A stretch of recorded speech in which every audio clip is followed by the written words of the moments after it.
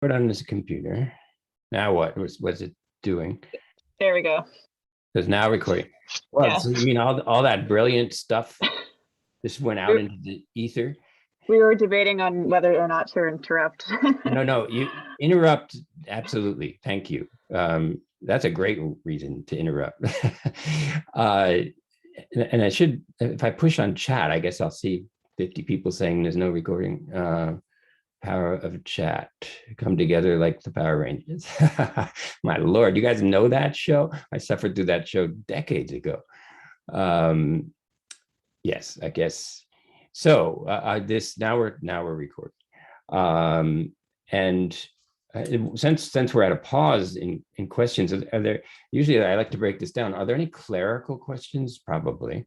And then we can move to, I like to jump into the substantive stuff if that's not obvious. But I realize that this is a little crazy and we're setting up this video feed or whatever. So are there any like really practical classes? Like, is there a midterm or anything like that happening out there? Anybody? You don't have to have anything to say yet. What are the tests going to be? Is there testing or is it like essay questions, multiple choice sort of thing? Yes. So yeah, because I just got an email today, trying to communicate with you guys through the announcements is a great example of one of the themes in this class, which is that just because you say something and just because you think you know what you meant, it doesn't mean that the message gets through at all. And in fact, there's nothing, find me railing about, be careful of certitude, because certitude shuts down curiosity. Once you think you know, you don't wonder anymore. And that concerns me in this world of Google, where, the phrase Google it has kind of is a pseudo certitude. I don't have anything against Google. I use it all the time, but it's a very specific fact retrieval. It's not about wisdom or philosophy. So you can find out the capital of some obscure country in seconds, and that's kind of remarkable. But what have you done exactly? And this class will be a lot about that. Like at the end of the day, no matter how many facts, no matter how quick your retrieval, and Google's still bragging about how fast it can find answers. I'm over it. Okay, you did that in 1/1000th of a second. I get it. You're faster than everybody else. Now knock it off. You don't need to hear it every single time. But there's a lot of pseudo certitude, and the dangers of pseudo certitude, as I just pointed out, is you think you filed it away, and you don't go back to it, and then after a while you've layered assumptions on top of assumptions. And you don't go back to assumptions. Now, under a certain degree, this is necessary. This is how we make sense of the world. We have to have some assumptions. We can't start over like we don't know anything every 5 minutes. But assumptions get calcified. And there's a certain strength to that. But as you science students know, the thesis and the conclusion is just a stepping block. Like no matter how right science is at any current moment, science itself would acknowledge this is just where we are now. We think this is the case. We have evidence for it, but now we move on from there. And science, of course, has typically, like many things, has to occasionally do painful corrections. Like that assumption was actually wrong. We've been building on that, and the subsequent evidence that we've been compiling hasn't been making sense. When you look, for instance, at early astronomy, which is a really great example of how science replaces mysticism, because astronomy essentially replaced astrology. So with astrology, there was this presumption of the cosmic and the eternal, that the stars had been there forever. And the fact of their eternal quality is what dictated your current temporal secular existed. So people read the stars, tried to understand what life had in store for them based on these eternal structures. That was again looking for certitude. And science comes along and as you all know, famously says things that the Earth is that the sun is not revolving around the Earth, that the Earth's revolving around the sun. And it's that sent shockwaves through every every system of belief that encountered it, because there had been an assumption that the sun circled the earth. And that became the basic assumption that there was an all-knowing, all-caring God, because that God had placed a sun in the sky for us. And if you read Genesis, which is all of us have religious backgrounds of different types here, but mine happens to be Christian, so I'll draw on that a lot. But don't hesitate to substitute your own. Like in the Genesis origin myth, the order of things is very important. Everything is dark. God says, "Let there be light." Then there is no distinction between land and water, but God achieves that. Then there's fish, then there's animals, and it moves on finally to Adam and Eve and the Garden of Eden and the forbidden fruit, which they then eat, which introduces sin. And so it's a very it's an origin myth, and we'll be talking about that in this class too. What is your origin myth? What is the culture's origin myth?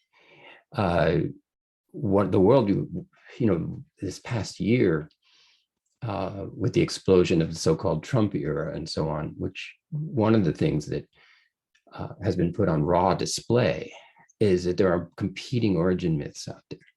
And nothing causes a war faster than origin myths in conflict. And that can be true of a romantic relationship, or it can be true of two different countries, it can be true of two different religions.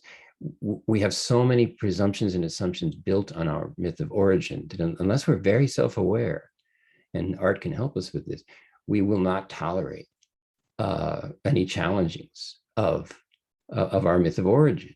It looks like somebody's taping dynamite to the foundation of our building. And the more you calcify your myth of origin, the less tolerant you are that of other people's myth of origin.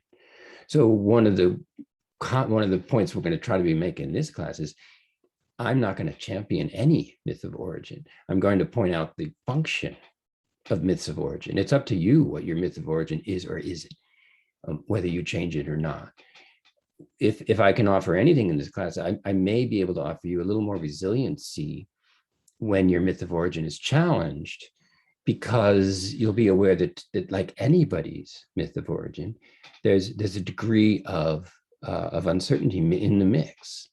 That yours is, no one's way is the one true way.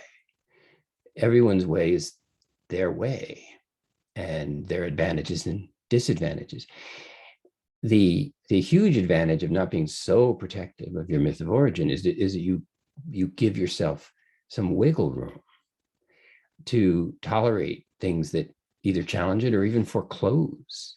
When I talk about Google and mapping systems, one of the North Star of the average University of Toronto student is your grade point average. And I'm going to get to tests in a second. Because that makes a lot of sense. And I totally respect that. Although, what is a grade point average? It's a numerical summary that has no content whatsoever about whether you've learned anything or not. I mean, if you have a 4.0 GPA, it's pretty good assumption you probably learned something. But what and how well? And can you apply it? Who knows? You're at 3.8, that's a number. And we don't always realize how ferocious our culture is at reducing things to substitutable numbers. So that if someone is doing a job interview with 25 of you guys, and one of you is a 4.1 and everyone else is a 3.9, that or 3.7 or a 2.5, if the employer wants to go with the numbers, then it's all settled. The interview doesn't even matter. But I would advise employers to not do that. But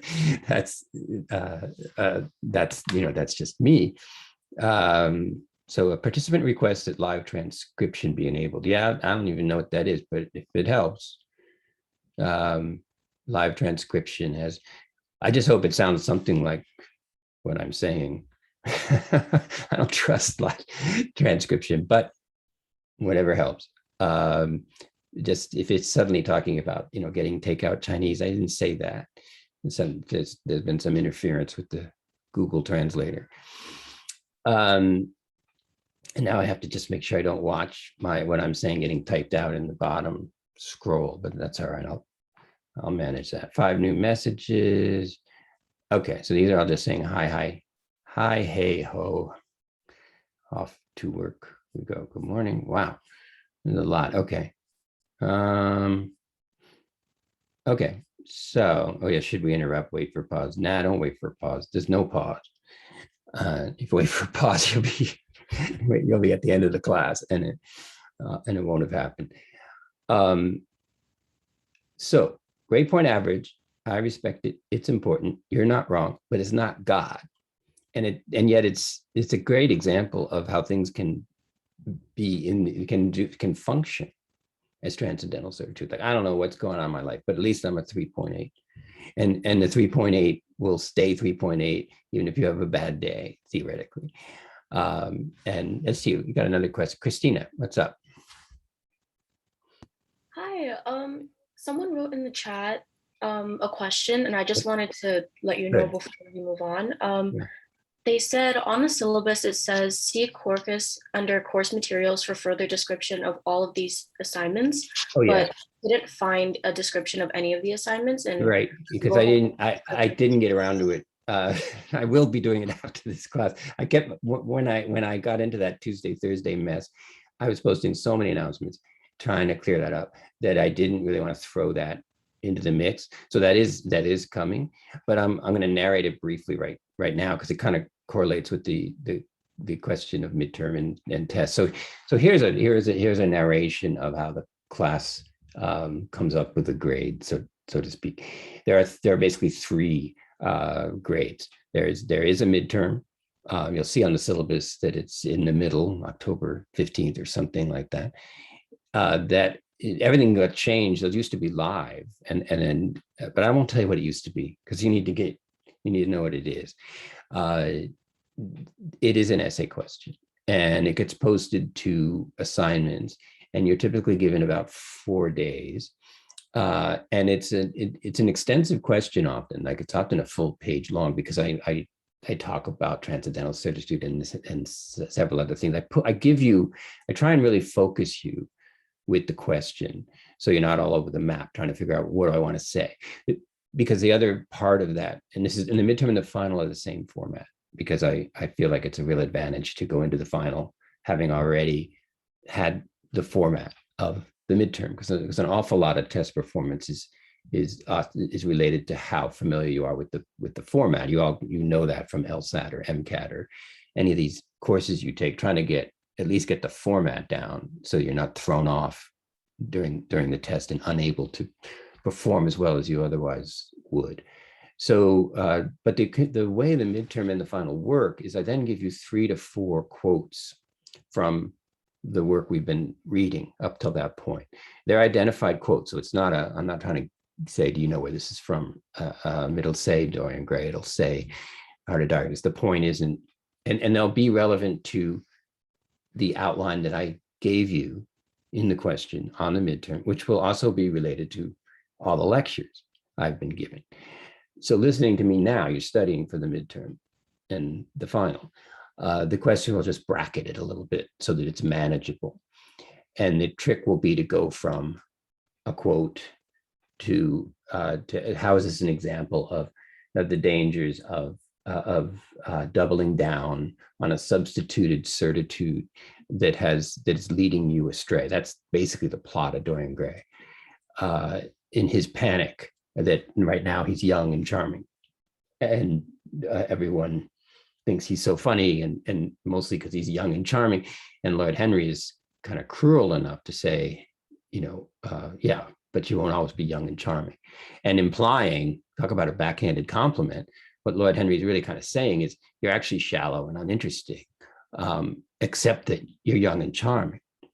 And as soon as you're not, you're done. And Dorian Gray is young, and he's having his portrait painted when Lord Henry says this, because Basil Hallward, the artist, can't get enough of painting Dorian Gray, because Dorian Gray is his idea of perfection in youth. So in this moment of panic, Dorian Gray looks at the painting and says, wouldn't it be great if the painting grew old and I didn't? And then in a kind of Gothic mode, he says, I would give my soul for that. And he pretty much does and will. So in some ways, it seems like a very old, false story of selling your soul to the devil, although Wilde has modernized it quite a bit. Lord Henry's a very modern devil, and not quite as malicious and evil as our concept of Satan. But Dorian Gray gets his wish, apparently not from anything Lord Henry does. So that's where it's a little bit different. But the painting starts transfiguring as Dorian Gray starts going through his life experiences.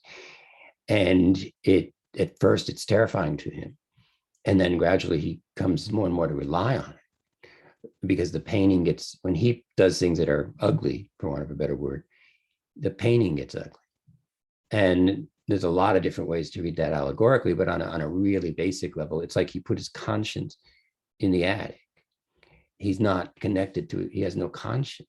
He's kind of, in today's terms, he's a bit of a sociopath from that point forward, in that he is no longer being guided by how he feels about what he did. And Lord Henry is there to constantly say, well, it doesn't matter. There is no moral order. There is no God. There is no cosmic anything. The only point of being alive is to enjoy pleasurable sensations. They could be sexual, they could be intellectual, they could be a good meal, whatever. You just need to be a sensualist, because you're here, you live, you die, there's nothing else. There's nobody going to judge you. There's no heaven, there's no hell. The only thing you don't want to do is get caught. We move into that issue. You don't refrain from doing something because it's wrong. You refrain from doing something because the likelihood of being caught is too high. And in an increasingly competitive world, to do anything less than that can make you feel like you're getting left behind. There is real truth to that. Good guys finish last in a certain paradigm. So I think what the genius of Wilde is, he's giving us this modern allegory of how do you lose your soul in the 20th century, in the 21st century. You're not going to meet Satan in the woods. You're going to give up a little something in order to get ahead, and then you need to give up some more, and then you give up more than that. And every time you give up something, you get a lot back, but not necessarily equivalent to what you gave away. And then you can barrel right into what we like to generically call a midlife crisis. Like what's been the point? I've got everything I set out to do, but it's not doing what I thought it would do when I set out to do it. So that's the format of the midterm.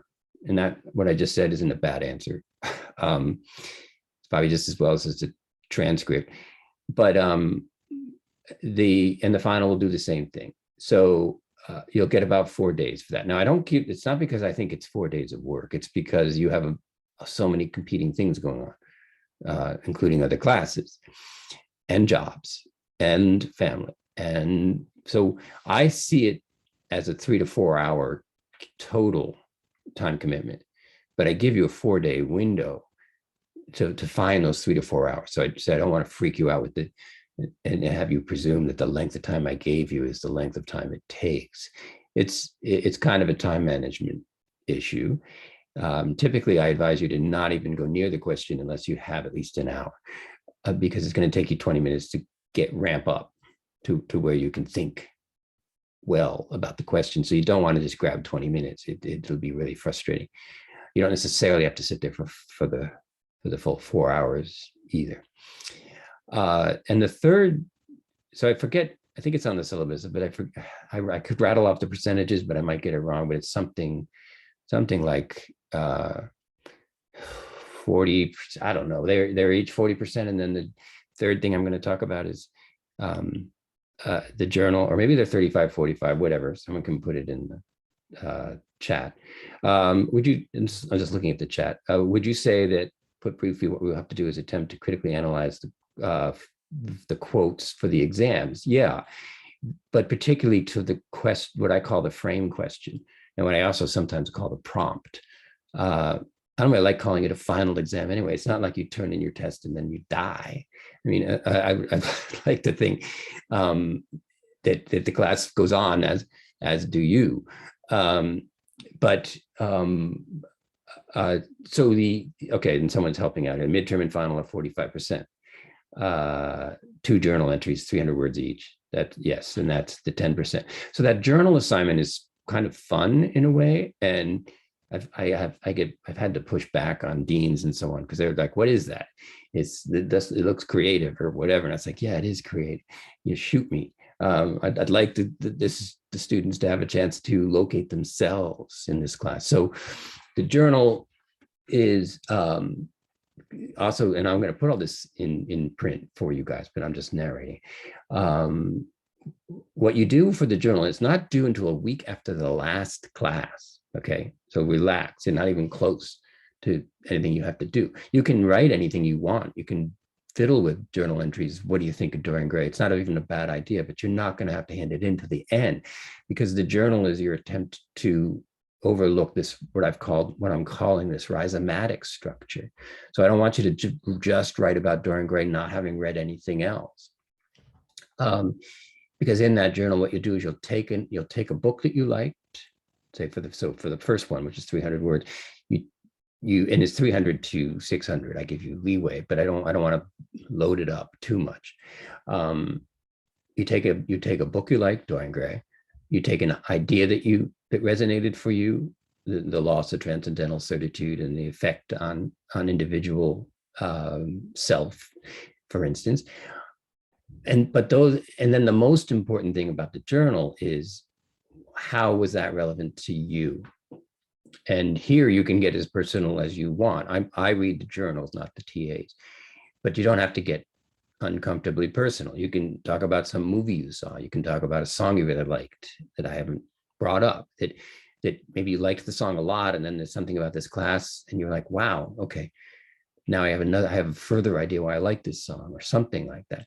So in that third portion, you do really what ultimately is the most important thing in this class, which is, how has this class mattered to you?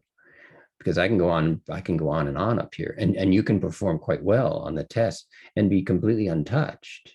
And I have no way, and I don't even want to grade how much the class has affected you, but it is part of my ambition that you be given insight into yourself that I can't possibly know. All of you are different. All of you are coming from so many different backgrounds, so many different origin myths. I can tell you a lot about Oscar Wilde and everything else. I can't tell you why it should matter to you. I could tell you that I think it does, but that's just a caption. You'd have to feel that. So the journal is graded by engagement and effort. There's no way I'm going to give you a C- because I didn't like what you said about a movie. So most people, it's hard to not get a C on the journal if you just hand it in and it's 300 words. But it's also quite, and it's the other reason I like the journal, is it's 10% of your grade it's more in your control than whether you've understood my lectures or not. It's kind of like, have you understood yourself in relation to the class, and can you share a little bit about that? So it's my attempt to give you also some control over your grade that goes beyond how you did on the midterm format and the final format. So those are the 3 grading events. The midterm, typically you can get it's hard to, I have TAs obviously. And so I try and get the midterm back to you within about 10 days, 7 to 10 days. And I do instruct the TAs to put comments on it. The TAs have seen all the same tape lectures as you. They're given time to read all of my lecture notes, and I'm going to give them time to drop in on this open class as well. So your TAs are taking the class with you. And I think that's reassuring, because the system of me lecturing and then TAs not in the class grading has never made a lot of sense. It's more expedient than pedagogical. And it works. This is where science can have an advantage over us, because you can have a credible test on Scantron in your chemistry class, perhaps. But Scantron's not going to work for me. I can't say, Dorian Gray is young, old, extinct. I mean, I don't, and what would be the point of being able to answer that? So the grading in humanities classes is labor intensive, much, and to some degree more than other disciplines, because we're trying to figure out whether you were able to engage with the material and show the critical skills that we're trying to illustrate for you and encourage you to develop. You can't do that with Scantron. You can't do that. You can have short answer questions as part of the test. I used to do that when it was live, but short answer questions you can Google them. And it wouldn't even be cheating, it would be common sense. So I don't even go there anymore. But that puts even more pressure on trying to figure out how your critical skills are developing. So how much time are we given midterm? Yeah, 4 days for the midterm and 4 days for the final. Do you recommend reading other pieces of Oscar Wilde? Not necessarily during the course, because there's enough reading, and I will give you background wherever it seems appropriate. Like I might often say, in a different work, Oscar Wilde said such and such. So I can do that work for you. This is an introductory class on so many levels. Obviously, if you took a class in, say, Victorian literature, or we have a class in English called The Self and Other, Dorian Gray might show up again, but in this time you'd have time to read letters, to read the magazine where Dorian Gray was excerpted. What difference did that make? This came out in 3 parts in a popular magazine. And some of the biographical features that are embedded in the work, things that I'm partly protecting you from, because I don't want to bewilder you with so many possibilities in the works that you lose your bearings. I also don't want to straitjacket you and say this is what Dorian Gray means. So I'm looking for balance, because the critical thinking flourishes in the space between certitude and curiosity. And on the one hand, critical skills try and strive for something like a truth function, but critical skills aren't looking for the truth. In fact, one of the important first steps with critical skills is you're not going to find the one true answer. You're going to find a better answer. And the way you're going to find a better answer is you're going to ask more astute questions. Because with all this emphasis on answers, and I think this is in my lecture notes, we don't need more answers. We need better questions. Because a question and the way that a question is framed is also a myth of origin. Little practical personal tip. If you're with people who are making you uncomfortable with the way that they're engaging with you, ask yourself, what is the premise of their questions to me? Like, stop trying to answer their questions and question their questions. Why do you ask me that way? Because how a question is asked has an enormous influence on how you can respond to it. So it's often better to pull back and have a discussion about what are we talking about? What are these questions for? What's behind the question for you? I mean, you probably don't want to do this all the time. Your friends will be like, be quiet and go have lunch somewhere else. But it can be important when you feel like you're being misrepresented by the assumptions of the questions being put to you. And you guys are, in general, you guys are relatively young. You're at a really important point in your life where you're increasingly capable of representing yourself. But you have to figure out what that is and how to do it and how to refine it.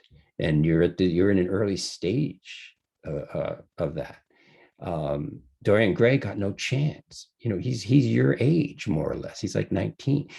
And before he got a chance to ask questions, Lord Henry just nails him with this avalanche of presumptions. Like, the only thing that matters is sensation. You are young and charming. You are pleasing to other people. Therefore, they will please you. That's all there is. and so enjoy it because it's going to end. And Dorian Gray's not old enough, and he doesn't have enough support to say, what are your presumptions behind this question? Why is that all there is?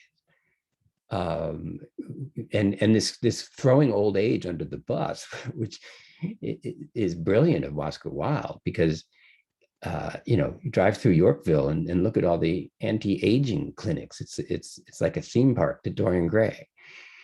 You can't get old, and they don't just say this is a nice cream. They say this will get rid of your wrinkles, whatever that means.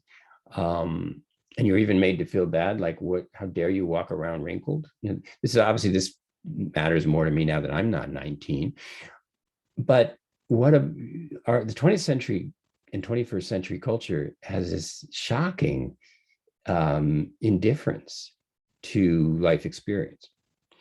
So the idea of sort of, and obviously I'm biased now that I'm older, but respecting your elders or imagining that maybe they have something. I mean, the reality is what it is like, well, I'm not going to ask grandpa anything. He can't even like sign on to his email. Okay, that's true. So what? Why is your email so important? What skills does he have that you're not going to find on YouTube? And but to be fair, the way the world is organized, older people have this short shelf date. We created this presumption that new is better, and that innovation is always improvement.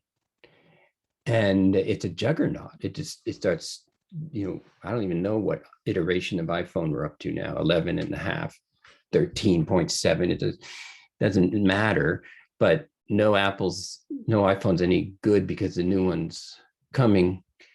And we sort of assume that whatever they do to the iPhone made it better. But seriously, why did they take away the earphone jack? Was that really for me? And now we have the cloud, and I'm recording this on my computer because I don't love the cloud. I don't really like having results of my own creativity whisked away to some never land. And it's the same thing with Spotify and other things. You don't, your music's not in your possession. Half of it's on the cloud. And the more we rely on these devices, the more the devices tell us how to act. You can't download that anymore. That function's gone. This one's disabled. BB Collaborate's gone, they say to me. Now use Zoom with a week to go in class. And I'm constantly scrambling to warm up this technology. I've never used PowerPoint. I don't need to be upstaged by a machine. And I don't judge people who use PowerPoint, but you're kind of saying at the outset, these bullet point facts behind me are more important than what I'm saying. And it's one thing to have bullet points, and I do sometimes put those in my documents, but those are just supposed to tether the critical skills, not replace them. But it's easier to list facts than to debate issues. Ideally, there's a dialogue between facts and how you debate them. So, other questions here. So there is no there's no tutorial in the class. And actually, let me look at some of these because they look kind of interesting. Is there an ideal way that you would suggest to go about critical thinking analysis? Yeah, probably not. I mean, I'll be suggesting a lot of ways, but critical analysis is the capacity to hold 3 or 4 possibilities in your mind at the same time and debate the relationship between and among them. So critical thinking is what's your endurance for not going to ground with your ideas? I don't know about you, but I get so bored if I'm at parties and everything you say, the other person's like, yeah, I know. And then it's just boring. And I prefer, confusion is the prelude to insight. We're phobic about confusion. We freak out like, oh my God, I'm confused. I have to Google it. we're not offered ways to feel tolerant of confusion. And so I mean, ultimately, I think we're all confused all the time with brief respites where we delude ourselves into thinking we know what we're talking about. So I value confusion, and even my lectures, I've been teaching this class forever. But much of what I say about this class, whether it proceeded out of confusion, like what's Oscar Wilde talking about? And when you read things like The Wasteland, which are very challenging, you're going to say this makes no sense at all. And then I'll tell you how I think, ways that I think it makes sense. But understand that I was as confused as you decades ago when I first looked at the poem. But to try and give you a bullet point on that question, you're going to be increasing your tolerance to think about the relationship between and among various ideas, and not have to go with your first impulse. We're also very solution-based as a culture. Like, how do we solve this? And that's fine, but often solutions really wind up being evasions that are then solidified as having fixed it. But have you fixed it, or have you stepped around it? Critical thinking will be more interested in how aware you can be of the effect of things on you than what happened, quote unquote. So critical thinking it hovers over things without immediately going to ground. And also, critical thinking is willing and even presumes that the point of critical thinking is to adjust your thinking. There's a presumption before you can even begin critical thinking that you don't know everything, and that a lot of what you know is the result of certain structures. And yes, it's what you know, but that doesn't make it the truth. We'll be talking about, for instance, gender performance in this class. So what is it to be feminine? What is it to be masculine? Obviously, people have male bodies, people have female bodies, anatomically speaking. But once you move into what's feminine, what's masculine, you're deep into social construction. And critical thinking, for instance, when you go into Toys R Us, as I've done, as a critical thinker, I say to myself, why are these aisles so aggressively gendered? Why is this aisle Barbie forever? And this aisle is Lego machines that destroy. And what if I just challenge myself and say, I'm here to buy a birthday present for my niece, and I'm not going to go down the Barbie aisle? What am I, some kind of rebel? Probably. And what are the presumptions? What are your toys? Toys are already gendered. Toy commercials are already gendered. Barbie's having a tea party. G.I. Joe is invading a country. They're both plastic. So it can't be in their plasticity that one invades a country and one has a tea party. I often wonder what would happen if they switched the voiceovers, because you've got, in the G.I. Joe commercials, you've got like, they came to invade, blah, blah, blah. And then with Barbie, it's like, all my friends are coming. What if you just switched the soundtrack and it's like, let's start a war? So that's critical thinking. They're very skilled humorists like Robin Williams or Dave Chappelle. They're critical thinkers, and they're incredibly funny because they just knock down our assumptions, and they do it for comic effect. But there's real insight, obviously, in the best comedians. So as what I just demonstrated could be a shtick on Saturday Night Live or something, and it might or might not be funny. I don't know. But so insight is going against the grain, and it's noticing not what not what you're told things are, but what went into the work of producing the effect of them appearing to be what is. Because in the end, anything that appears as what is the endpoint of a rhizomatic process. And as I said, you can't always challenge this every second over everything, but when it matters, critical thinking is so important because it goes behind the scene.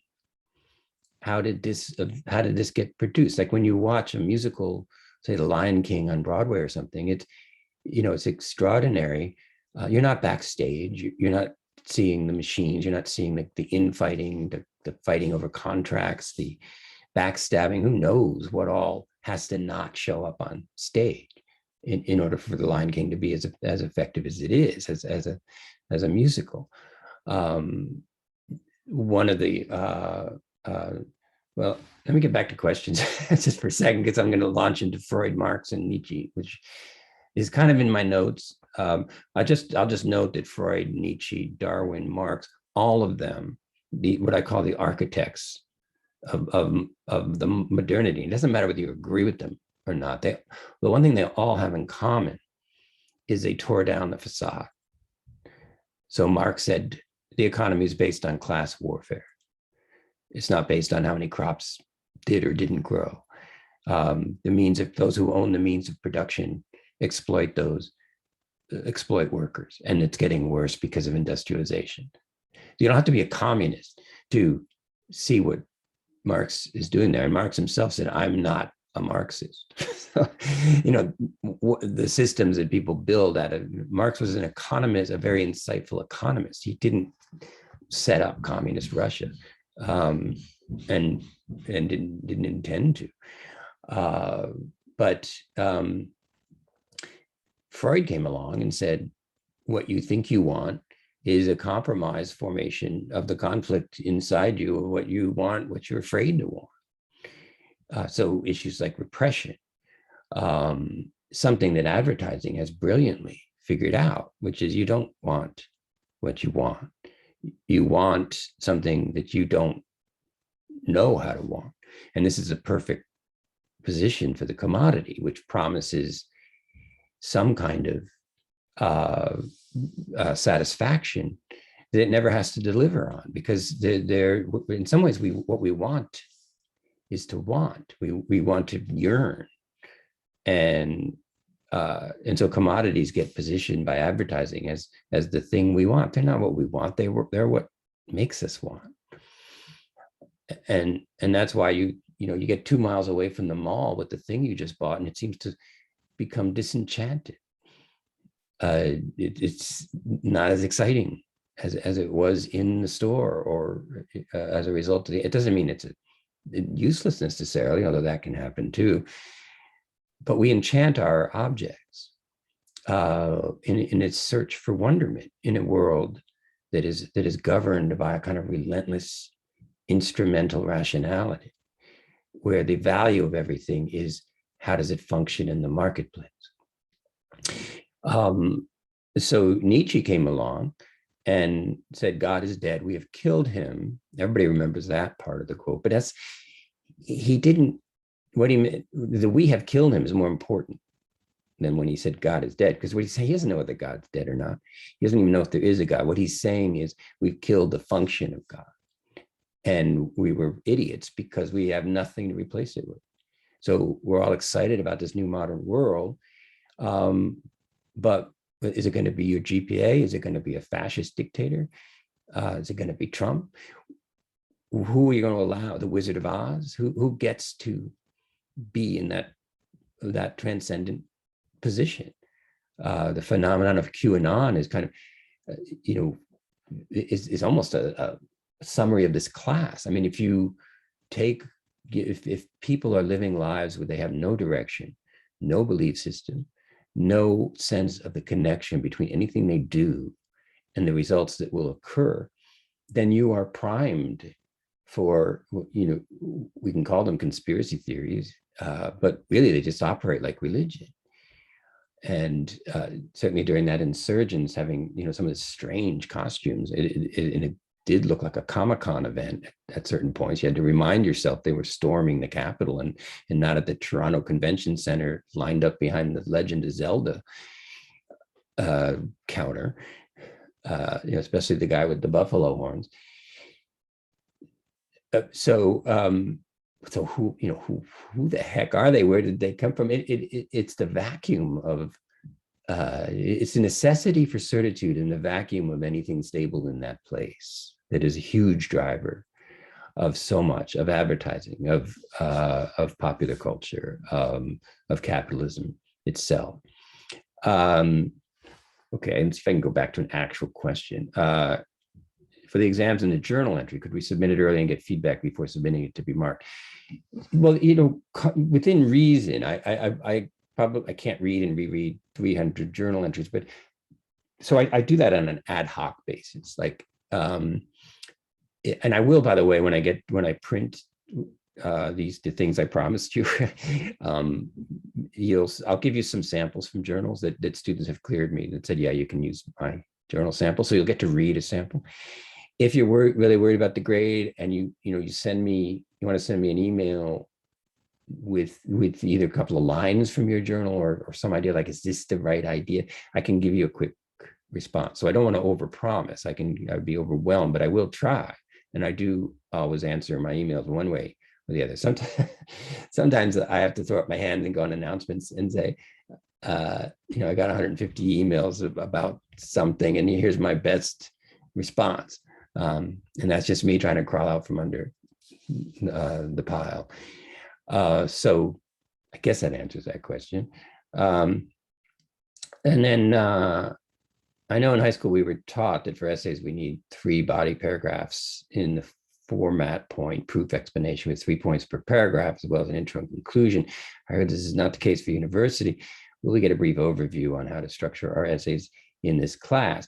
Yeah, and again, when I post what the midterm and final is, I'll give you some tips, but you are right that the so-called hamburger format for the essay is not, it doesn't lend itself all that well to the next level of critical thinking. So I don't necessarily have a problem, especially in high school or junior high, with the hamburger essay format as an introduction to writing a paragraph at all. So I don't mean to say, oh, too bad you learned that, because it's wrong. It's not wrong, but it's preliminary. And what the hamburger essay doesn't do very well is dig down. So you have your thesis, you have your 3 points that support your thesis, and then you conclude by saying, I supported my thesis. But you didn't do anything. You just lined up 3 facts in relationship to an assertion. So you didn't really discuss it. And also the hamburger essay does, and I'm not surprised given our age, it encourages facts as facts are not the only format of evidence. And that's, in art, that's really important to remember, because the evidence of the point you're trying to make about Dorian Gray is not going to be in a database. To some degree, both art and the teaching of art, which I'm doing, and the reading of art it's the act of persuasion, and that's different than conclusion. So when I say Dorian Gray, that Wilde has predicted our age-phobic culture, I can't give you scientific proof of that. Wilde, died at the beginning of the 20th century, but I can persuade you. And one of the major themes in Dorian Gray, going a little bit more subtle here, is what's the difference between educating and influencing? What is the difference between persuading and manipulating? Because there is a very thin line. Lord Henry he takes the position of a teacher. He becomes Dorian Gray's mentor, and he's a really destructive, quote unquote, teacher, because he's more interested in observing the effect of what he says on Dorian than in helping Dorian come into any form of self-awareness. And in some ways, it's easier to influence people than to educate them. And pop culture is full of people who become influential because they're pop stars. And again, there's nothing wrong with that. And it's not their fault. It's just not very deep. And you'll see that at one point, Dorian Gray says to Lord Henry, "Are you a bad influence, Lord Henry?" And to be fair, Lord Henry lays it out and says, there's no such thing as a good influence. And I wish Dorian Gray listened to that, because Lord Henry is showing his hand. He said, and Lord Henry goes on to say that when you're influenced, you're being moved by the soul of someone else. You're being moved by their agenda, by their, so if you are influenced, and most of us wind up being influenced to some degree, influence should be preliminary to owning it. And you look at some of the great musicians, they'll often talk about their influences, but typically those influences were booster rockets that got them into their own orbit. And the pop stars who never can move beyond the gravity of their influences tend to not go as far.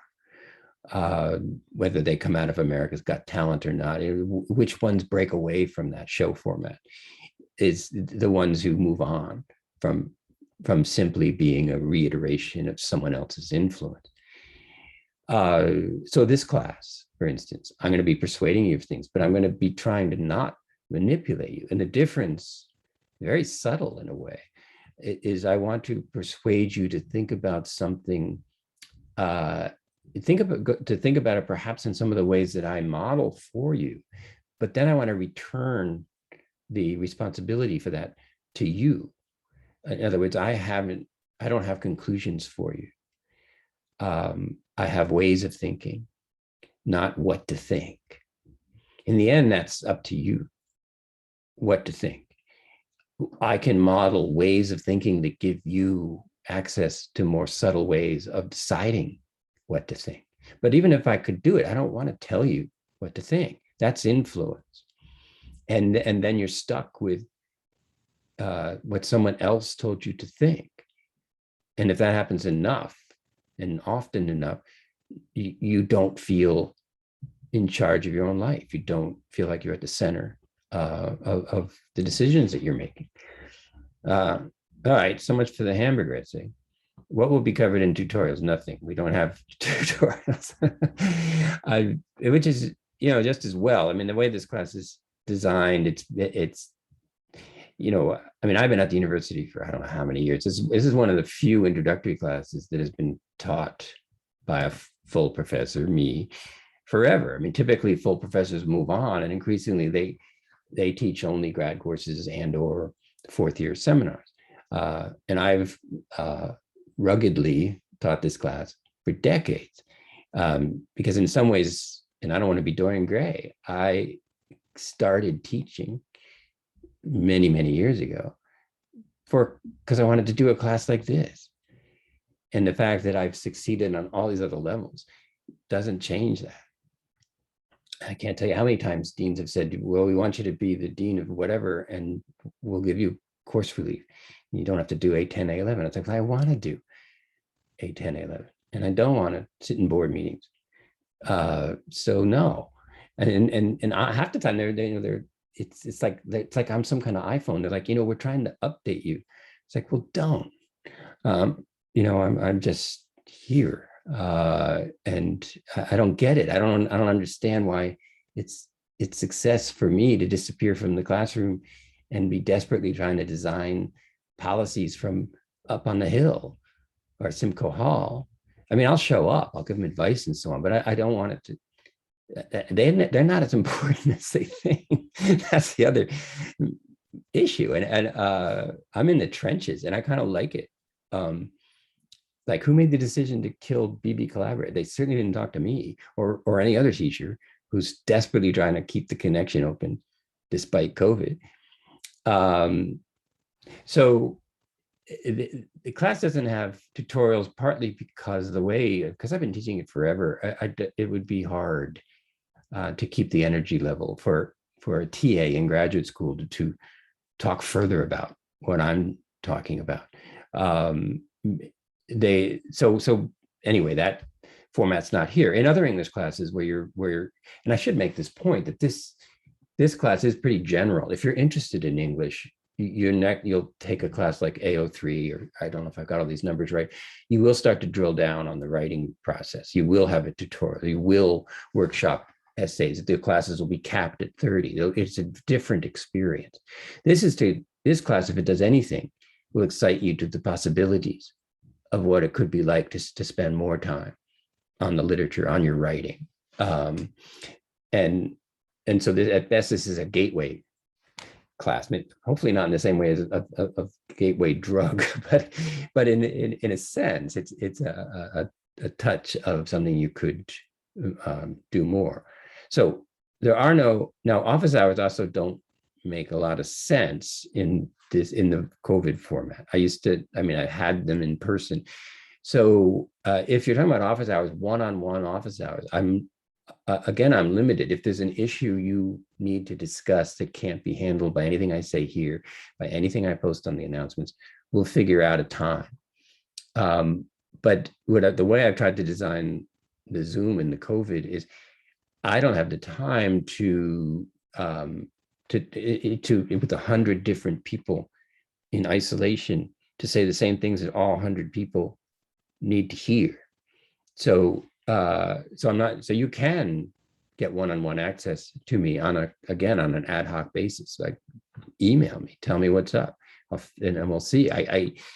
But in general, I'd much prefer to do what we're doing now. This is an office hour too, what I'm doing. It's just that everybody's here. Even when I did have office hours, I was amazed how often my office simply became crowded with 20 kids, because they'd come in and they'd start listening to what I was saying to the kid in front of them. And the only time, occasionally there was a confidentiality thing and I would talk to people one-on-one, but in general, anything I say to any of you, one-on-one is relevant to everybody else. On those occasions where it isn't, and you're struggling and there's something else going on and you really don't want it in a public format, then let's figure that out. Okay, so 13 in a couple of days. I'm not sure what that means. You guys are really into office hours. I think you said the Wednesday. Yeah, this is the office hour. It's just you're all here. And if you need one-on-one, email me. Tell me what's going on. So we only have 2 journals in total throughout the semester. That's right. Critical thinking changes my life. I hope good. I hope so. I can say the same with Power Rangers. Actually, everybody knows that Jason, Billy, Trini, and Zach left the show for college, quote unquote. But it was actually because of backstage drama, like unfair funds and homophobia. That is a good example. Every time my family watches TV, and I typically don't. I don't have any issue with watching it or not watching it, but I like movies. But I've noticed on the endless Netflix serials, like what's the one they're watching lately that is completely psychotic is Scandal, where everybody's, I don't know, either in bed with each other, literally or politically or both. But I can tell often when a character gets killed, I can tell their contract ran out. I mean, it's just obvious, right? It's just one, they seem to have a main role in the narrative, and then suddenly they get hit by a bus. And it's like, well, you just got run over by the producer. I just, anything to do with the plot. But that, they'll use it.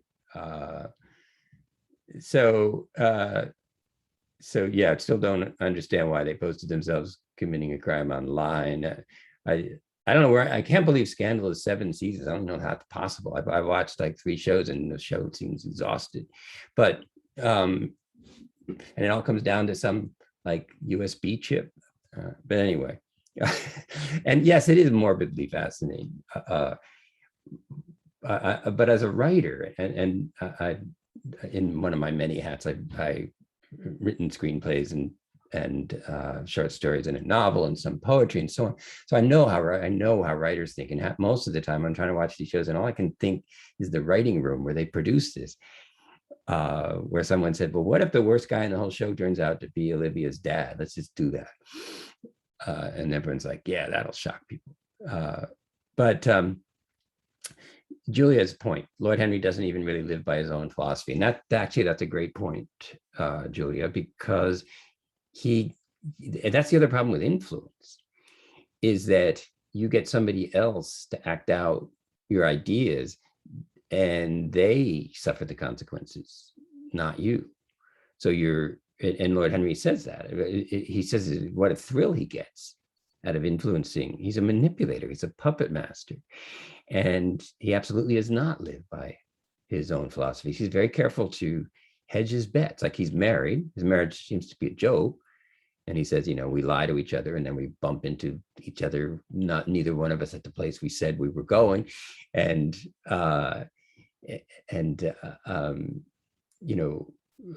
Basil Hallward says to him, I don't believe you're this cynical, basically. And I think it's a pose. And one of my favorite quotes in the novel is Lord Henry says, being natural is a pose, and it's the most irritating pose I know. And that's the other thing that Oscar Wilde introduces that's very new to the 20th and 21st century. Reality is an effect of performance. It's going back to the Lion King. It's like, in the end, it's how your performance affects other people. So the self is a very performative construct. And you'll see from the lecture notes that as we move from what I call the age of faith to the age of science to the age of anxiety, and if you take A11 to the age of depression, just so you have something to look forward to, and that is not to say everyone's anxious and depressed, just to say that is a treacherous background to trying to navigate in the culture. Those are it's very easy. There are many, many pitfalls that drop you into anxiety or depression. They're everywhere. It doesn't mean you have to be, or that you can't stop. It just, and maybe this isn't even good news. It's not you with some moral failing. It's all of us. It's the potholes in Western culture right now are anxiety and depression. And ironically, anxiety and depression are the results of, in one form or another, they are the results of denial of things that are too painful, that failing to recognize predisposes us to the anxiety and the depression. Dorian Gray, it's not just that he's 18 or 19. His grandfather, to give you, we get a bit of his backstory, loved his daughter, and the implication is too much. Whatever that might mean, but he sort of worshipped his daughter. So when his daughter fell in love with an army soldier, he didn't like it, and they had a child, Dorian Gray. But the father then contrived to hire a skilled duelist to insult Dorian Gray's father, so that the duel became inevitable. And then this skilled duelist essentially murdered Dorian Gray's father. And this was all set up by the grandfather. And the mother died of grief. And then the grandfather couldn't stand to look at Dorian Gray because Dorian Gray reminded him of his daughter. So Dorian Gray was raised by nannies and spent most of his childhood in the very same room where he's going to eventually put the portrait. So, Oscar Wilde hadn't read Freud yet, 1893. Freud was barely coming up with the psychopathology of everyday life. And this is where you can kind of talk about cultural zeitgeist, because Freud is kind of clinically trying to explain what Oscar Wilde is presenting in the literature, which is that Dorian Gray stopped growing when and not that he knows specifically that his grandfather contrived the murder of his father, and then the death of the mother made Dorian Gray unbearable too. All Dorian Gray knows is his father died, his mother died, and his grandfather won't see him, all in the space of several years as a child. And then Lord Henry shows up. What a vacuum there is for Lord Henry to fill. Dorian Gray's never had a father, he's never had a grandfather, he's never had a mother, he doesn't have any of them now.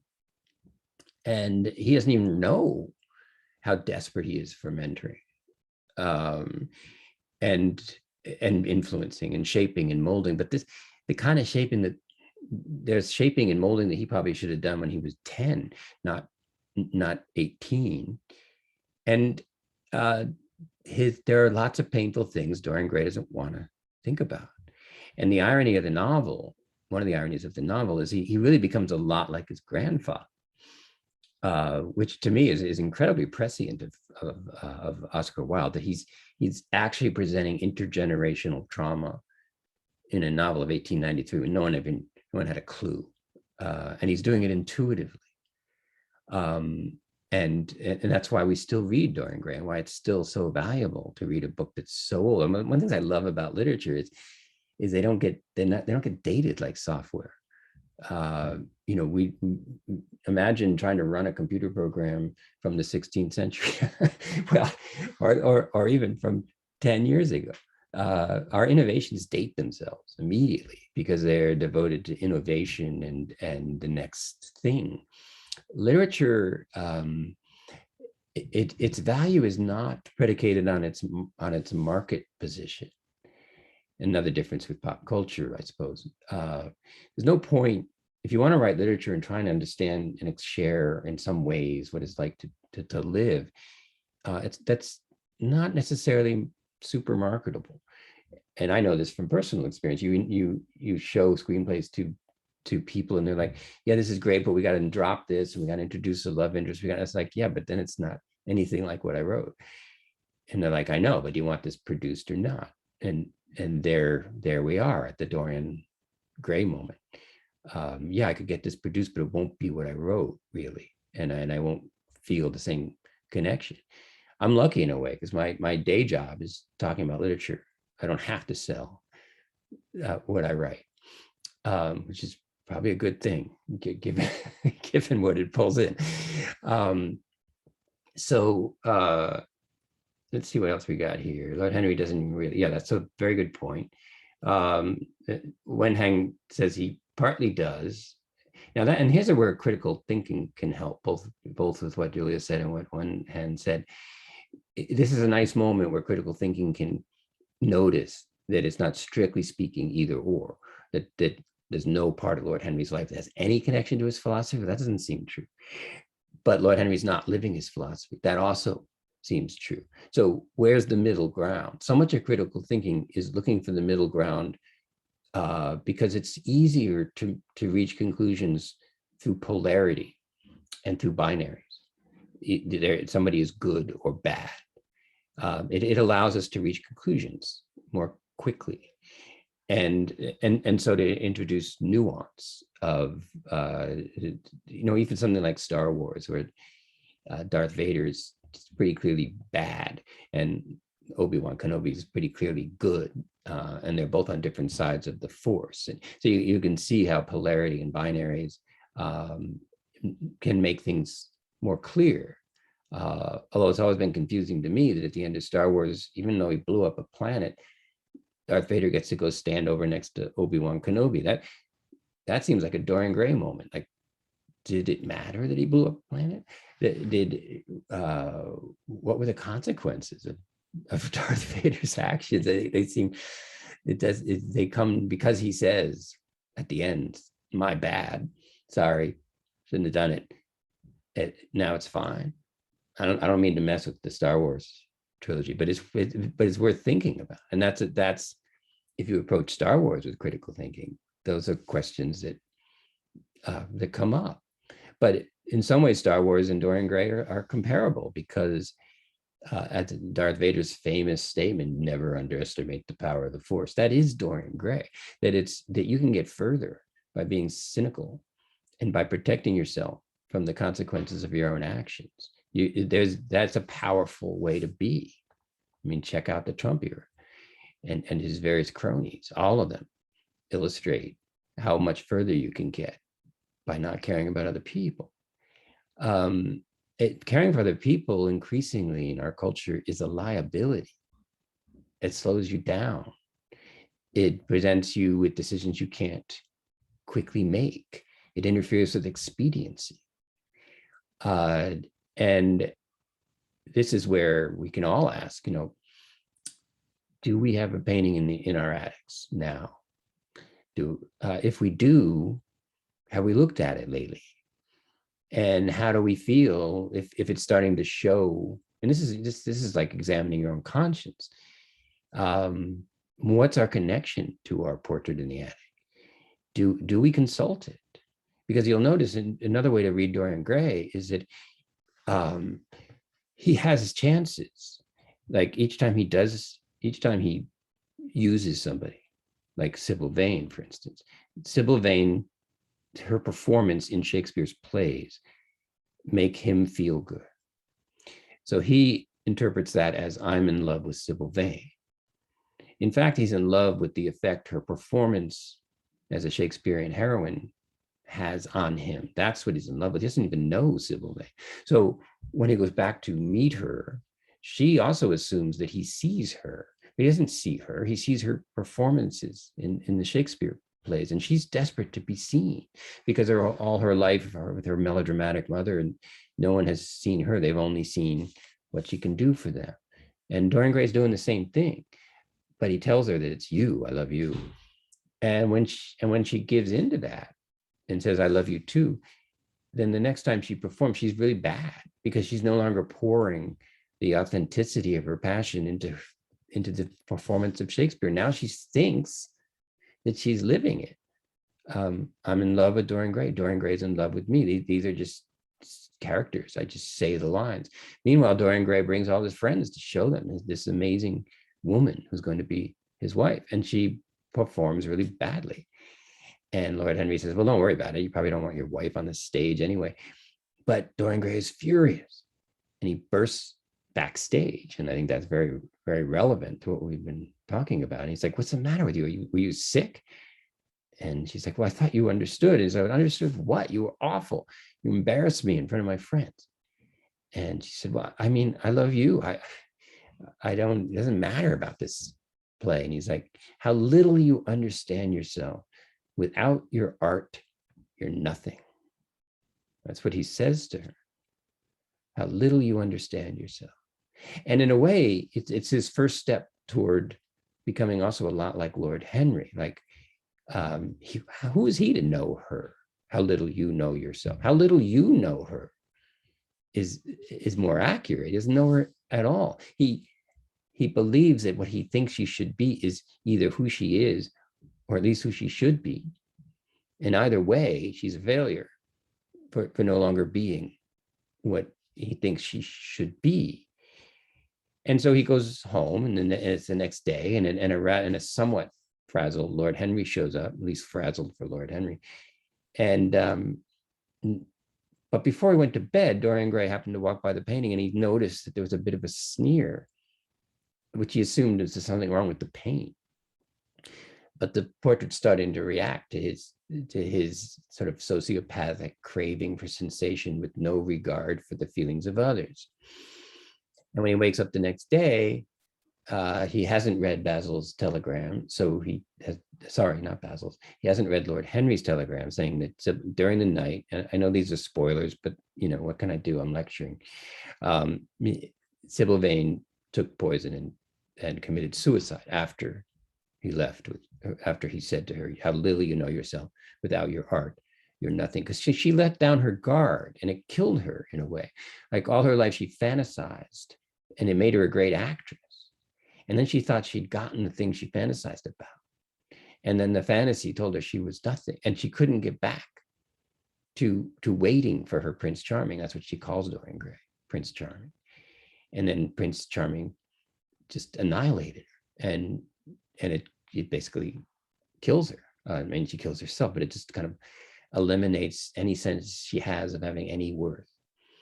And it's quite tragic, but it also shows us how self-worth is a very tricky reality. Now, in the earlier format where we had a soul, there was a presumption that all of us were loved by God. And so what other people thought of you was less important in a way, because whatever they thought of you, God loved you, God loved them, God loved everyone. But if God is dead, or the idea of God is dead, where does your worth come from? If it's no longer coming from the fact that you have a spark of divinity in you called the soul, then where do you go when somebody says you're nothing? in an older format, you could say, well, that's what you think, but I'm I'm precious in the eyes of God, for instance, or even, sometimes you can say in my mom or someone else.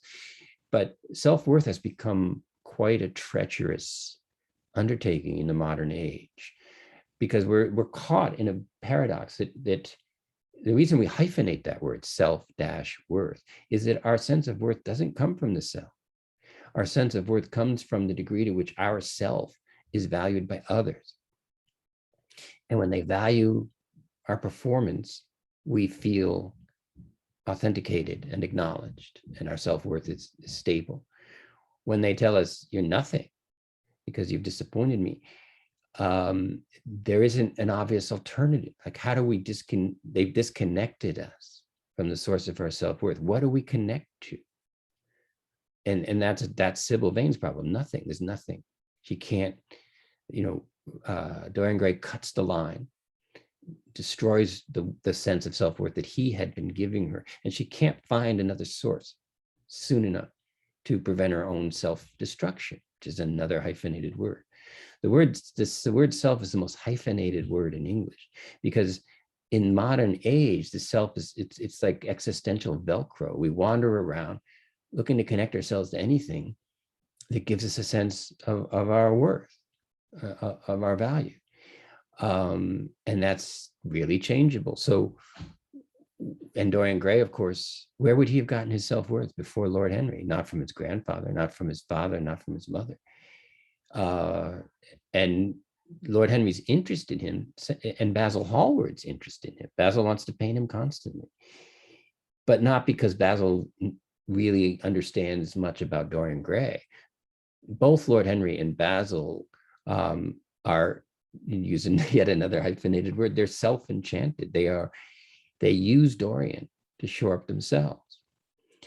And for Basil, Dorian allows him to paint his ideal. It's not about Dorian.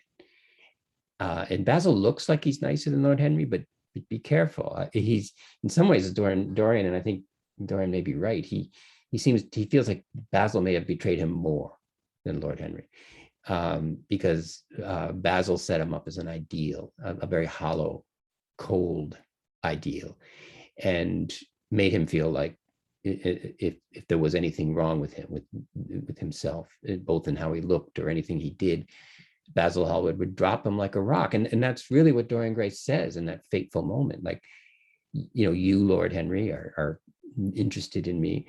Basil is painting me, but only because I'm young and charming. And as soon as I get older, both of you guys will drop me. What Dorian Gray doesn't have enough background to understand is that's true, but they're not the only people in the world.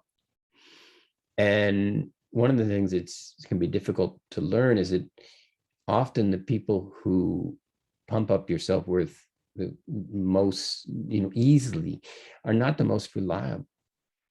And what they give, they can take. And that's the other difference between influencing and manipulating, is that when you're influencing and manipulating someone, you set up yourself as a source of their self-worth.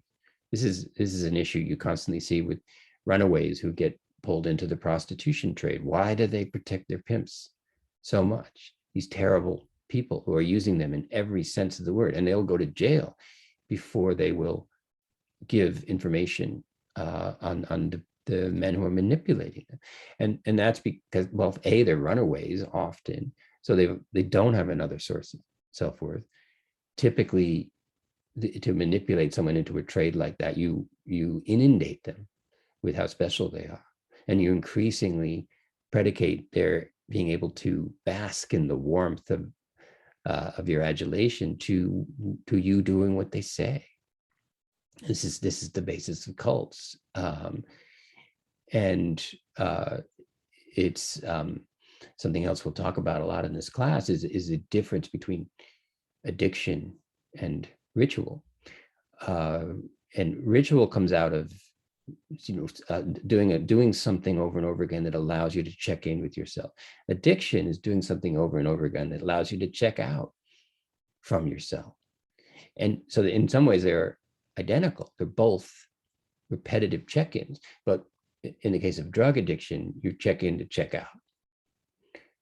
And in the case of rituals, like coming to class, reading Dorian Gray, you check in to check in. So you got to ask yourself, when you check in, are you checking in to check in, or are you checking in to check out? And if you're checking in to check out, what allows you to flip that switch? Because that's something you can maybe do something about. So you can get addicted to anything. Obviously drugs, but also relationships and shopping. I mean, you look at the list of Shoppers Anonymous, Gamblers Anonymous, Alcoholic Anonymous, Narcotics Anonymous, Relationships Anonymous, Tinder Anonymous. I don't even know and basically what all these anonymous groups try to do, which I think is worthy, is they try to give you a place to check in where you actually check in, and not a place where you check in to check out. Religion, typically, why go to mass? Why go to a weekly religious service? It's to check in without checking out.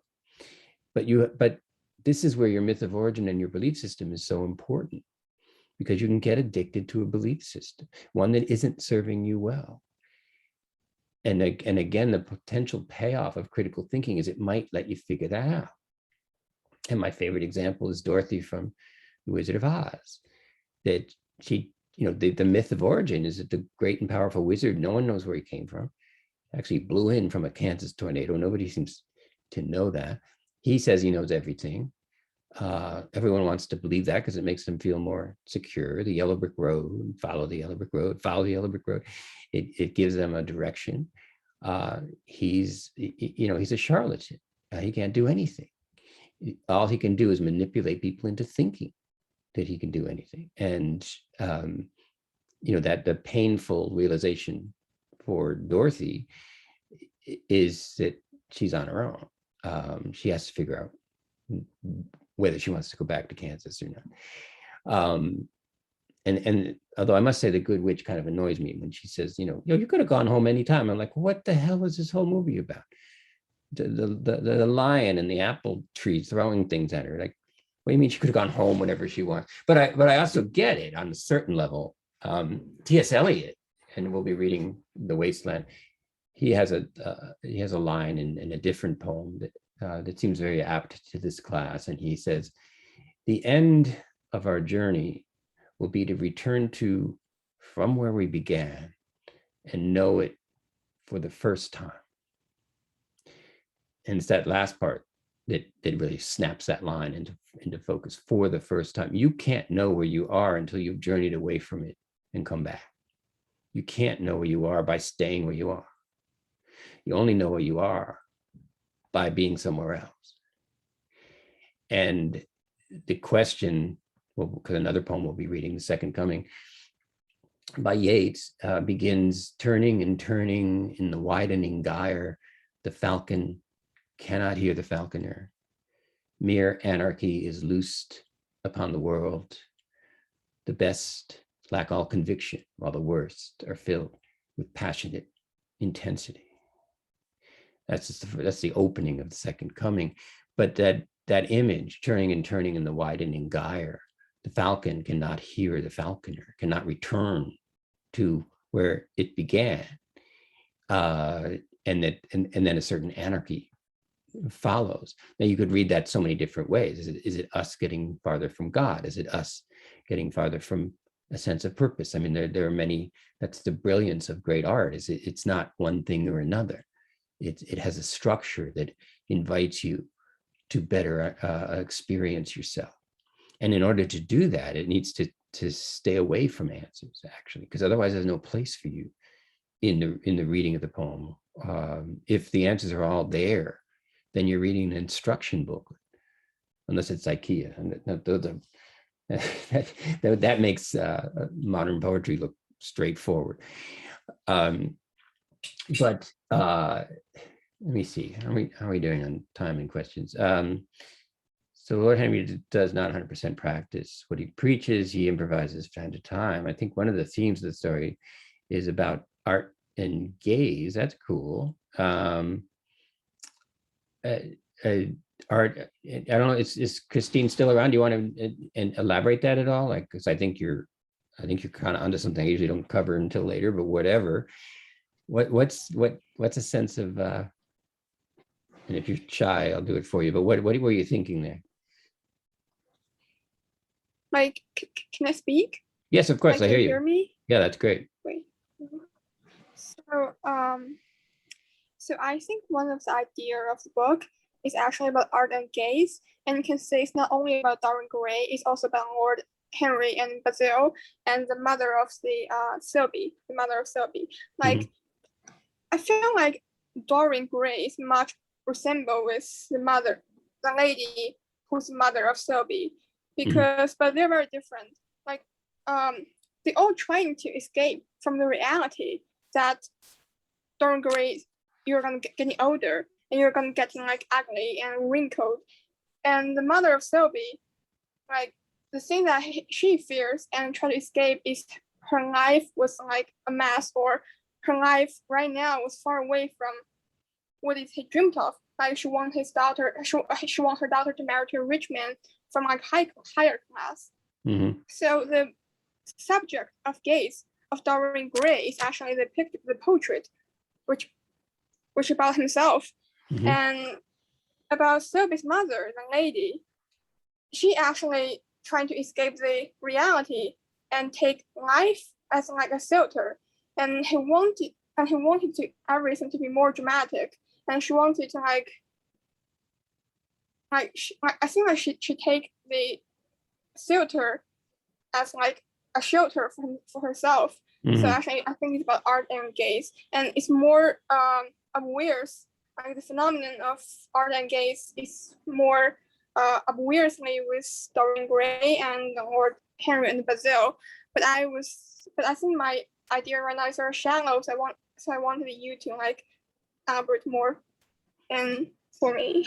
Yes, of course. Good. Let me add what I can, because I do think your train of thought there is absolutely relevant to what's going on in Dorian Gray, and what's going on in this turn I'm saying away from the soul toward the self, and where is the source of self -worth.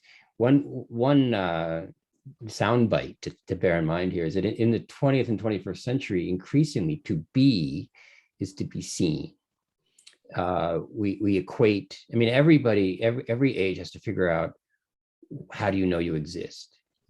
And in the older version, you know you exist because you have a soul and you came from God. Now, if that's no longer as credible, how do you know you exist? Well, you know you exist by the effect you have on others. So that's good and bad. So if you have a loving mother who thinks everything, is charmed by what you do, then you feel seen, and you begin to equate your self-worth to how you imagine you're seen. But if you don't have a mother, and then something like a Lord Henry moves in, it's very treacherous, because we all want to, especially in the 20th century, in the 21st, we all strive to be seen. But it's a catch-22, because the more we feel like we are what others see, the less we are in charge of the source of our self-worth. And this is a loop that we see over and over again in everything that we read in this class, the treachery of relying on the gaze of others for self-worth. Yeah, go ahead. And I also read about the paragraph when the mother of Selby, I don't remember the boy's name, like Selby's brother. I think it's Peter or Paul. He's not. I can just call her Peter. Peter asked their mother about the history of you and my dad, and it's very funny that we say that after we hear the story of their family history, can you still hear me now? Yes, I do. Yeah. Like, it seems like Selby is actually repeating the tragedy of his mother, and her mother said that I don't have a mother, but Selby has one. So from the shallower part, it seems like to say that I wanted to take care of my baby girl. I wanted her to marry to a richer man from high class. Want her to live bad. I wanted to live happily. And I think the thing happened to me will not happen to her again because she has me, but I don't have anyone. But from the deeper part, I feel like it's actually saying that Sylvie is also the subject that like her mother is gazing at. Yes, and yes. I think you point to, the mother is convinced that if Sybil achieves what the mother has always dreamed of achieving for herself, that then Sybil will be happy. And again, you can see the slippage of this that how, to what extent, in the terms of influencing, and one thinks of parenting here, your dreams, your unrealized dreams are not necessarily the only source of happiness of your child. Like there are two most important like elements on Sylvie, the character of Sylvie. Like one is she's an actress who played a lead role in Shakespeare's play in a very lousy theater. And another of her is she's the fiance of Dorian Gray. And they all actually reflected her mother's dream, unrealized dream. One is to be young forever, to be like young and beautiful forever in the world of theater, and another is to marry a rich man and go to like a higher class. So yes. She actually became the subject of gazing of both Dorian Gray and her mother. Right. And also, I feel like when it comes to like Sylvie's brother and Sylvie, the relationship between them actually make me very confused. I feel like he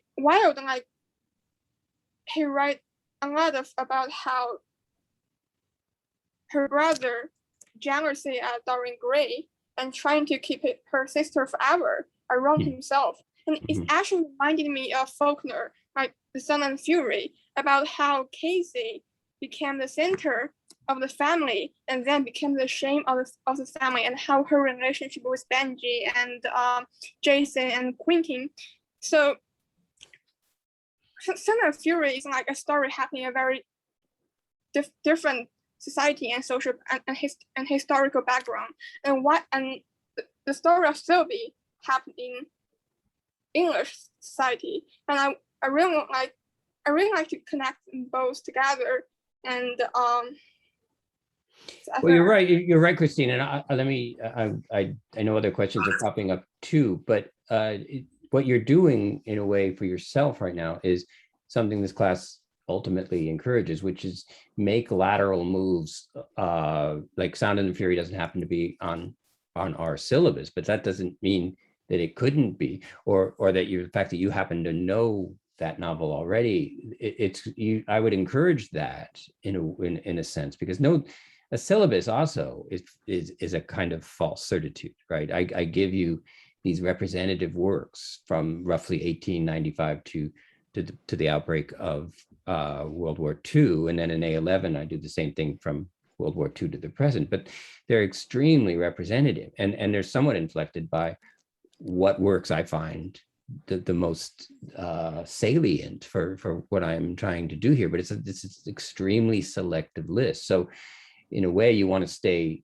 and that's what the journals are about. Like for instance, what you just talked about with Sound and the Fury would be something to pursue in your journal entry, because there you're allowed to, although I want you to pick a work from this course, you're allowed to bring in other works. It could be Faulkner, it could be a movie, it could be a TV show, it could be pop culture or high art. And also to go back to your point about the mother. Now, the soundbite here, and I think it's in my first notes, but I talk about what I call the vampiric relationship of the self to the other, because the problem when you get your self-worth from otherness is that you're trying to extract something from someone else, and they're trying to extract something from you. So you have two people, And neither one of them has a separate source of worth other than what they can get you to see when you see them. But you're doing the same thing. So it's a zero-sum game. Somebody, and capitalism works this way too. Somebody profits, somebody doesn't. And not the same person the same way all the time, but capitalism is an economic system where every point of exchange is unequal. That's how it works in terms of whether there's a profit or a debit. And that goes into your business plan and you know, other ways that one thinks of it. But when that gets down to the level of relationship, then because there's no third term of value that loves both, then it's very hard for two people to be there for each other if they're not careful without depleting one or the other, or one becomes dominant of the other. And to some degree, Dorian Gray he didn't set out to do this, but he becomes vampiric. It's like he has no life and he sucks the life out of others. And Dorian Gray was written in this 2 years before Bram Stoker's Dracula. And Dracula's, of course, is the modernization of the vampire figure, and which has been a dominant pop culture trope, recently replaced by the zombie, which is much more a model of depression. And the vampire is much more a model of anxiety, of having, where am I going to get my next hit? Where am I going to get my next blood infusion? But the presumption, the self has no blood. The self, whatever blood the self has, whatever worth the self has, is borrowed from the gaze of others. And that's true of all of us. So unless we can figure out how to generate a third term in a relationship, whatever that is, something that we both value that's not the property of either one of us, then there's always that danger. And you just have to listen to, I don't know, any random Taylor Swift song, and there you have it. You know, I'm over you, I will be over you, we're done. But there's a kind of healthy, you know, I'm not going to let you live off me anymore. And I'm not saying all of us are, that we're all using each other. I'm saying that it's set up so that that's an inclination, that there's an implicit encouragement to increase our own worth to some extent at the expense of others. You know, the phenomenon of the quote unquote mean girls, or that movie, which seems to still be popular, at least my kids are still watching it. The whole clique, why are junior high cliques so mean? And it's a very early, clumsy attempt to pump up self-worth at the expense of others. So when you see the alpha group in junior high or something, it's not that they have their self-worth depends on you not belonging. So to come into proximity of the cool crowd is, you have to be really careful, because they will make you feel less as the only way to make themselves feel more. And because it's a resource problem. There is no independent resource of the self-worth. Carmilla was released before. So Dorian Gray was between. Yeah, Camilla was the Irish. Was that Fanu, right? Sheridan Fanu, which was also and Lord Byron had done a poem about the vampire 100 years before that, but it's not modernized. I mean, the great thing about Bram Stoker's novel is that you know, Count Dracula is coming from this ancient Eastern Europe aristocracy, and the novel really opens with a real estate deal. He's coming to London to buy property. So there's a lot of xenophobia in Dracula, a lot of concern about immigrants coming in, not refugees, but property, people with money. And Dracula is buying property so he can place coffins throughout the city and have numerous places to sleep during the day. So it's a business model. He's coming over to London to open franchises. And that model is followed very much more by Bram Stoker than a lot of the movies that have followed it. But that basic premise that you increase your own life force by draining the life force of others added to, you make them dependent on you, that they become your minions, your slaves, if you will, after you have drained them, that subsequent to that, all they can do is your bidding. It's all implicit in that modernization of Dracula. Let me see what else I got up here, because we're kind of running down a little bit on time. Yeah, but Camilla, yep, great movie. Do you think there's anything to be gained from reading the 1890 version of Dorian Gray? I know the 91 version is the more well-known and widely read one. Well, if this were a seminar on Wilde or say late Victorian writers, then we would get into that and show some really interesting differences. As many of you may or may not know, at the time that Oscar Wilde was writing, homosexuality, or rather any act of homosexuality, was illegal. And although Oscar Wilde was married, he had male lovers. And at a certain point, somebody in his club accused him of being a, quote, sodomite, which is to say, because what was illegal was any kind of act. It wasn't illegal to be homosexual. They didn't even have that word. So Oscar Wilde went on trial for acts, for being a, quote unquote, sodomite. And in fact, he lost the trial and did 2 years of hard labor. All his plays were shut down. And one of the things that got brought into court as evidence was the picture of Dorian Gray. That there was this insistence that Basil Hallward, we would now say, is gay and wants Dorian Gray as a lover, or maybe both. And in a way, this is a disservice to the novel, because I think it wouldn't be nearly as good a novel if that's all it was illustrating. It's basically saying that we're never as so sick as our secrets. It's whatever we're made to feel ashamed of and gets put in an attic. It takes on this proportionately out of sync influence on us. We protect the secret, and it doesn't matter what the secret is. That's what Oscar Wilde has built into this novel. You don't have to have suffered a homophobic attack to understand Dorian Gray. If you've ever felt shame, if you've ever felt judged, if you've ever thought that you had the gaze from someone that assured your self-worth, and then they said you're nothing except for how you perform, and the way that makes me feel, then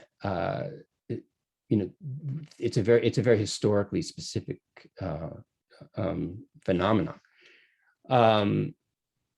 Here's a good question to maybe to sort of conclude on, if that's what do you think is the best way to succeed in this class?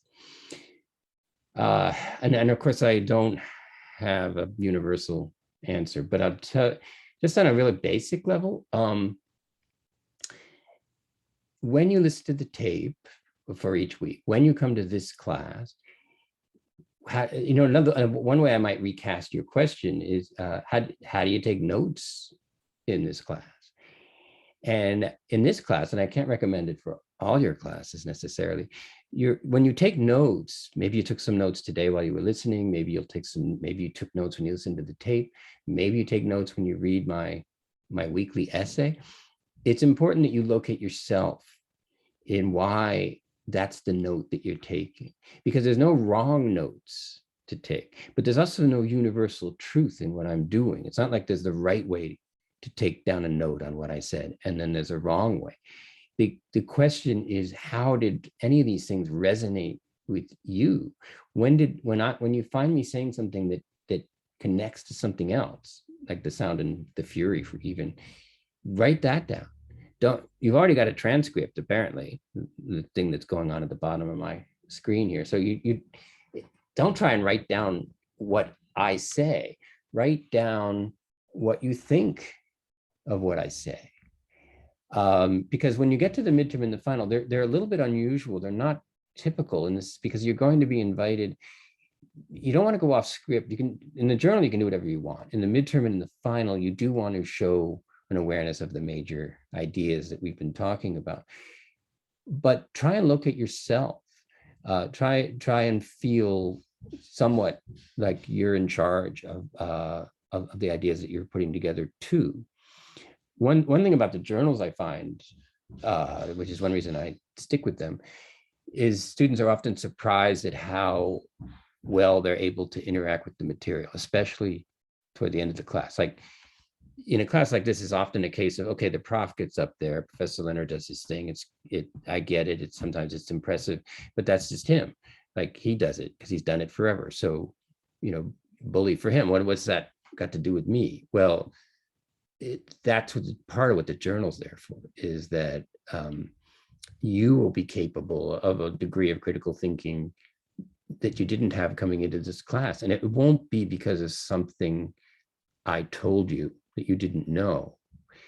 It will be because you've been witnessing this modeling of critical thinking throughout. So any notes you can take that augment your own critical thinking in dialogue with the critical thinking I'm modeling, that is a key to success in this class, because your midterm and your final will be more on point. The more you can do that. This is not a recitation class where, you can definitely pass this class by just writing down what you heard me say.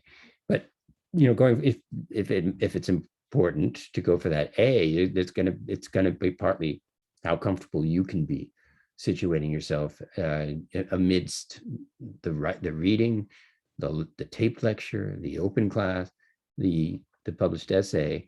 And they're all very rhizomatic. They're all a little bit different. They're all trying to get at the same thing. Let's see, I feel like the theme of vampire always related to sex and forbidden things when it first appeared, like Camilla and Nosferatu, but when it came to the very end, it was more involved with romance. Yeah, well, that's the Twilight trilogy or quadrilogy, right? Where suddenly the vampire is a high school kid and she learns that about that, and the teenage angst comes into the equation.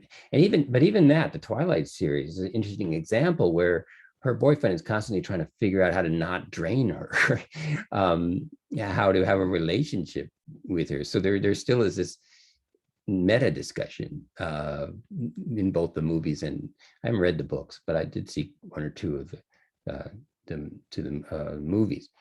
Well, we're up to 1 o'clock. And I guess where we, in a way where we go from here is you keep reading Dorian Gray between now and next Wednesday. You can email me with questions, leonardgary@hotmail.com, or comments or concerns. See if you can finish Dorian Gray by next Wednesday. We will pick up on those themes. I'm going to do some close readings of Dover Beach, The Second Coming, and a Wordsworth poem, with the opening lines of which is getting and spending, we lay waste to our powers, little in nature is ours. And we'll talk about that turn, use Wordsworth in that poem to also talk about this turning, viewing nature as resource instead of source. So, which is also a sort of vampiric extracting from the earth. Wordsworth couldn't have foreseen very clearly things like climate change and so on, but he was already aware at the dawning of the Industrial Revolution that some line had been crossed, where the point was not to subsist on Earth, but to amplify our sense of existence by continually extracting resources from it at a rate that could not be replenished. And that's reflected all the way from the personal to the political. So any last minute, shout outs for now, or are we okay? I will post the link to what I've done here. Otherwise, nice to meet you guys, sort of. And I'll be back on next Wednesday, but I will be monitoring my email and pay attention to announcements, because it's the only way I can communicate with you in between this and the other. And if there's an issue where you really need a one-on-one with me, write me, and we'll figure something out. So meanwhile, I'm going to sign off, and thanks so much for showing up. I'm always very grateful to my students. Otherwise, I would be the crazy person at Union Station, trying to give a lecture on the wasteland, holding out my Tim Hortons cup for the odd loony.